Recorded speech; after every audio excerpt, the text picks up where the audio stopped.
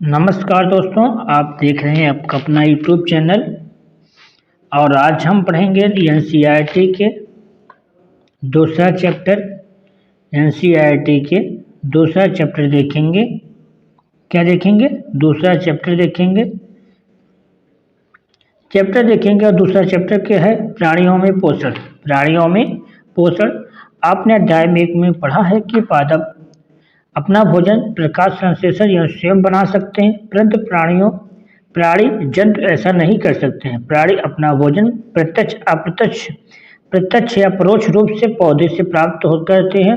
कुछ प्राणी सीधे पौधे से ही भक्षण करते हैं, जबकि अन्य जंतु अपना आहार बनाते हैं, पौधे को खाते हैं। क्या करते हैं? पौधों को खाते हैं। ये आप कुछ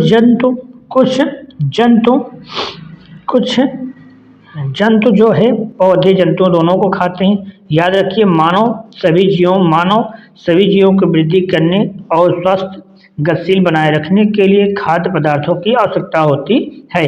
प्राणियों में पोषण तत्वों की आवश्यकता आहार के अंतर्ग्रहण करने की विधि और उनके उपयोग करने के संदेश सम्मिलित है। अर्थात ये देखिए लिखा हुआ है, प्राणियों में पोषण के पोषक तत्वों की आवश्यकता आहार के अंतर्ग्रहण की विधि है और उनके शरीर के उपयोग करने की सम्मिलित विधि है। अगला टॉपिक आता है आपका खाद्य अंतर्ग्रहण की विभिन्न विधियां।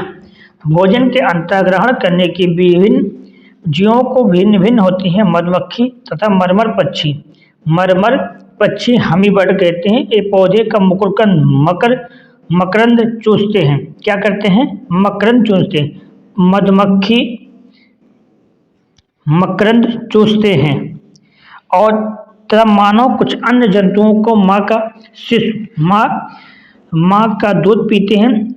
अजगर जैसे वंश प्राणी अपना शिकार समूचा ही निगल जाते हैं। अजगर एक ऐसा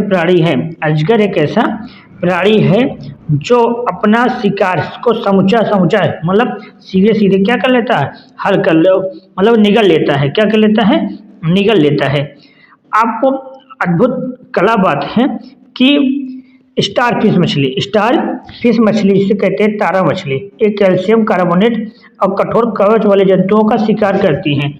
कवच के खोलने के बाद यह मुख से अपनी आमाशय बाहर निकालती हैं। जंतुओं तो कोमल को खाती हैं। आमाशय वापस शरीर में चला जाता है और धीरे धीरे पच जाता है। एक क्या है? स्टारफिश। क्या है? स्टारफिश। आगे देखेंगे मानव में पाचन। क्या देखेंगे? मानव में पाचन। हम देखते हैं, हम अपने मुख द्वारा भोजन को अंतर्ग्रहण करते हैं, इसे पचाते हैं, फिर इसका उपयोग करते हैं। आहार का बिना पचा हुआ मल के रूप में निष्कासित किया जाता है। क्या आपने यह सभी जानने का प्रयास किया है कि शरीर के अंदर भोजन क्या होता है? भोजन एक सतत नली से गुजरता है। भोजन क्या है? एक सतत नली से गुजरता है। भोजन क्या करता है? एक सतत नली से गुजरता है, जो मुख गुहिका से प्रारंभ होकर नली के विभिन्न भागों में बढ़ जाती है। नली के विभिन्न भागों में बढ़ जाती है। वह कौन सा है? मुख गुहिका है, ग्रास नली है, आमाशय है, क्षुद्रांत है, छोटी आंत है, बड़ी आंत है और मलद्वार। यह क्या बहुत लंबा मार्ग है। इन सभी मार्गों से मिलकर हमारा भोजन क्या है? जाता है। भोजन जैसे आपका भोजन जाएगा मुख गुहिका में। किस में जाएगा? मुख गुहिका में। ये देखिए चित्र में लिखा है, मुख गुहिका में जाएगा। भोजन कहाँ जाएगा? मुख गुहिका में जाएगा। आप भोजन निकल रहे मुख गुहिका से।